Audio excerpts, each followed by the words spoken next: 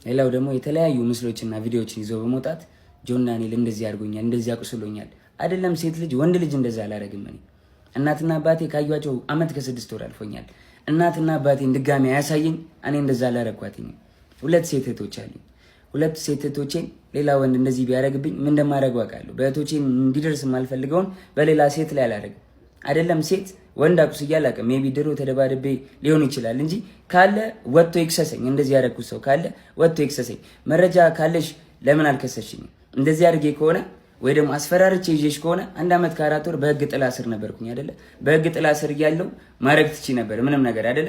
አልነበረም። ግን እስር ቤት ሆኜ በጣም ትመላለሽ ነበረ። በጣም አመሰግናለሁ። በጣም ከናዮ ስትፈታ ብዙ ነገር ተፈጥሯል። ታውቂያለሽ፣ ብዙ ነገር ሀፕን አድርጓል።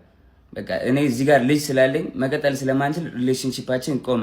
ስለዚህ ሪሌሽንሺፓችን ስለቆመ እኔ ወይ ወድቄ ማየት የለብሽም ወይ ደግሞ አሁን አዲስ ህይወት ጀምሬያለሁ። በቃ አዲስ መንገድ ላይ ነኝ። አዲስ ሰው ሆኛለሁ።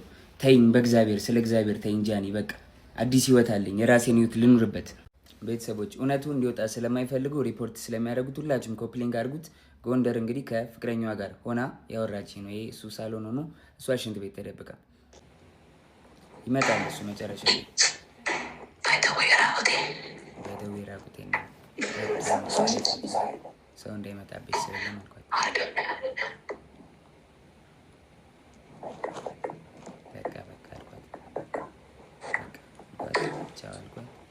ዘጋሁት።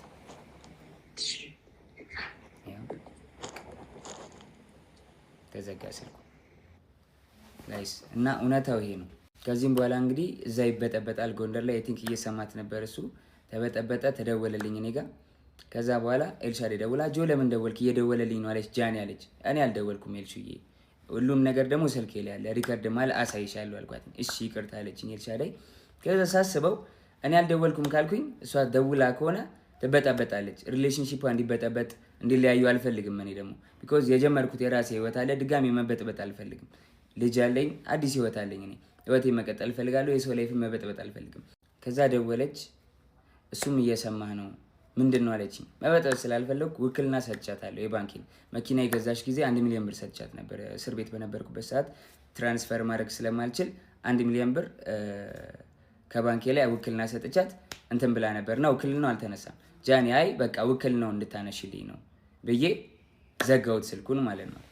እስከ ዛሬ ድረስ አንተን የደወልከው ምናምን ለምን ትንትላለህ ምናምን ስባል ዝም ያልኩትኝ የሷ ሪሌሽንሺፕ ላለመበጥበጥ ነበር፣ ይሄን ነገር ላለማውጣት ነበረ። ግን በዚህ ልክ በዚህ ርቀት ልክ እኔን ለመጣል ትሄዳለች ብዬ አስቤ አላውቅም።